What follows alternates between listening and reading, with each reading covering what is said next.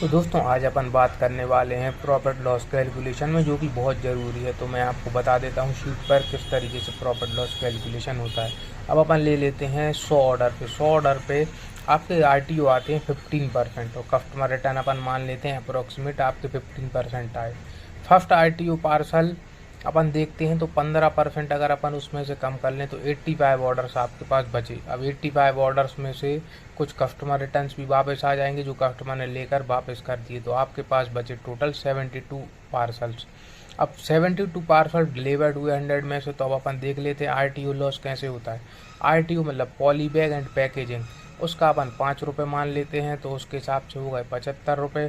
Customer return का penalty लगती है 150 से 160 रुपीज़, तो 12 अगर आपके रिटर्न आ गए तो आपको 1920 रुपये,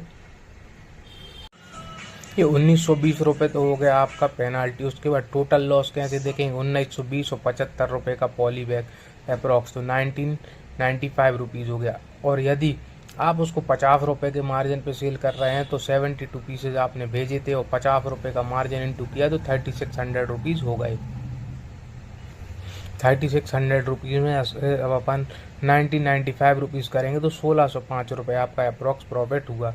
अब पर पार्सल देख लेते हैं 72 रुपीज़, 72 पार्सल 1650 से डिवाइड के तो 22 रुपये पर पीस अप्रॉक्स आपका कैलकुलेशन आएगा। अब इसमें आप अपने अकॉर्डिंग जो भी आपका अमाउंट मार्जिन है सेट करके एक प्रॉफिट लॉस कैलकुलेशन अप्रॉक्सीमेट लगा सकते हैं, और ये आपको तभी पता चलेगा जब आप अपना कैलकुलेशन करेंगे।